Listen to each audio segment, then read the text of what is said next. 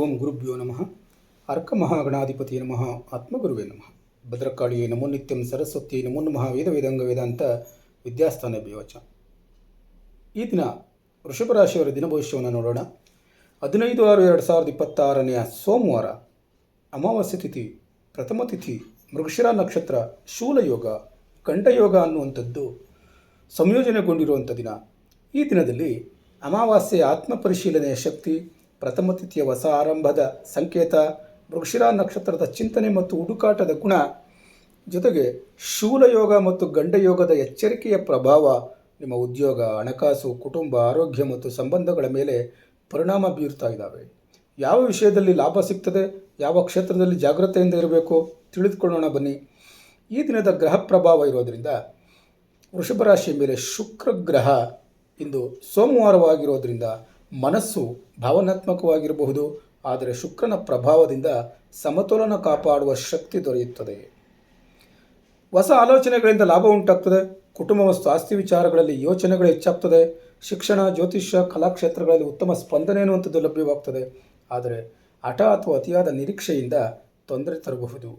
ಹಣಕಾಸಿನ ವಿಚಾರದಲ್ಲಿ ತುರ್ತು ನಿರ್ಧಾರ ತಪ್ಪಬಹುದು ಅನ್ನುವಂಥದ್ದನ್ನು ನಾವಿಲ್ಲಿ ನೋಡಬೇಕು.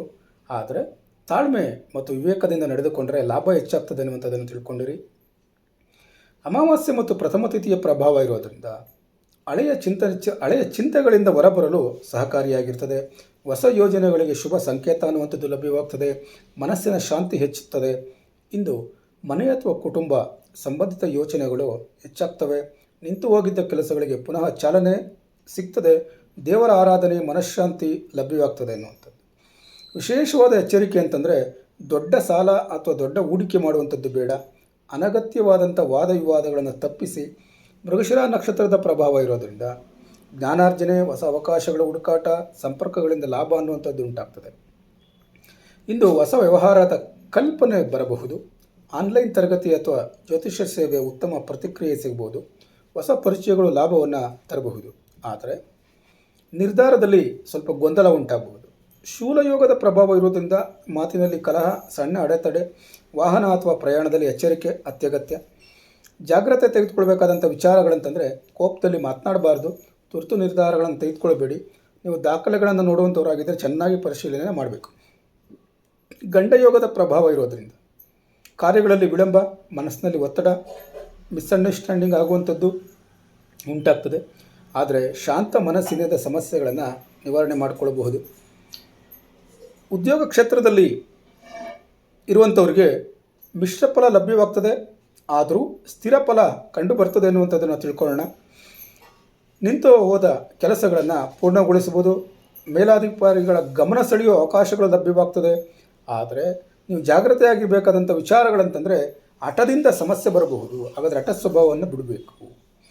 ಸಹೋದ್ಯೋಗಿಗಳೊಂದಿಗೆ ವಾದ ವಿವಾದ ಅನ್ನುವಂಥದ್ದು ಬೇಡ.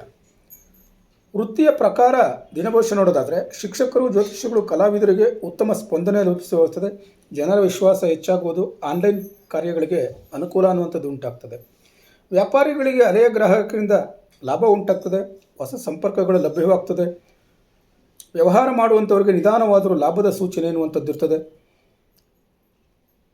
ಯಾವ ಕ್ಷೇತ್ರದವರಿಗೆ ಈ ದಿನ ಅನುಕೂಲ ಆಗ್ತಾ ಇದೆ ಅನ್ನುವಂಥದ್ದನ್ನು ನೋಡೋದಾದರೆ ಜ್ಯೋತಿಷ್ಯ, ವಾಸ್ತು ಸಲಹೆ ನೀಡುವಂಥವ್ರಿಗೆ, ಶಿಕ್ಷಣ ಕ್ಷೇತ್ರ ತರಬೇತಿ ನೀಡುವಂಥವ್ರಿಗೆ, ಅಲಂಕಾರ ಕ್ಷೇತ್ರದಲ್ಲಿ ಕೆಲಸ ಮಾಡುವಂಥವ್ರಿಗೆ, ಸೌಂದರ್ಯವರ್ಧಕ ಕ್ಷೇತ್ರದಲ್ಲಿ ಕೆಲಸ ಮಾಡುವಂಥವ್ರಿಗೆ, ಆನ್ಲೈನ್ ಬಿಸ್ನೆಸ್ ಮಾಡುವಂಥವ್ರಿಗೆ ಲಾಭ ಆಗಬಹುದು. ಅಂದರೆ ಹೊಸ ಗ್ರಾಹಕರ ಸಂಪರ್ಕ ಉಂಟಾಗ್ಬೋದು, ಹಳೆಯ ಗ್ರಾಹಕರ ಸಂಪರ್ಕ ಉಂಟಾಗ್ಬೋದು. ನಿಧಾನವಾಗಿ ಬೆಳವಣಿಗೆ ಅನ್ನುವಂಥದ್ದು ಉಂಟಾಗ್ತದೆ. ಹಣಕಾಸಿನ ವಿಚಾರದಲ್ಲಿ ಧನಲಾಭದ ನಿರೀಕ್ಷೆಯನ್ನು ಇಟ್ಕೊಳ್ಬೋದು. ದೊಡ್ಡ ಹೂಡಿಕೆ ಅನ್ನುವಂಥದ್ದು ಬೇಡ. ಅನಗತ್ಯ ಖರ್ಚುಗಳನ್ನು ತಪ್ಪಿಸಬೇಕಾಗ್ತದೆ. ಕುಟುಂಬದಲ್ಲಿ ಸಹಕಾರ ಅನ್ನುವಂಥದ್ದು ಲಭ್ಯವಾಗುತ್ತದೆ. ಹಠದಿಂದ ಸಂಬಂಧಗಳಲ್ಲಿ ಒತ್ತಡ ಅಂತ ಬರಬಹುದು. ಏನಾದರೂ ಹಠವನ್ನು ಮಾಡೋದಾದರೆ ಸಂಬಂಧದಲ್ಲಿ ಒತ್ತಡ ಕಾಣಿಸ್ಕೊಳ್ತದೆ. ದಾಂಪತ್ಯದಲ್ಲಿ ತಾಳ್ಮೆ ಅನ್ನುವಂಥದ್ದು ಅತ್ಯಗತ್ಯ. ಆರೋಗ್ಯದ ಬಗ್ಗೆ ನೋಡಿದ್ರೆ ಕುತ್ತಿಗೆ ಅಥವಾ ಭುಜದ ನೋವು ಕಾಣಿಸ್ಕೊಳ್ಬೋದು.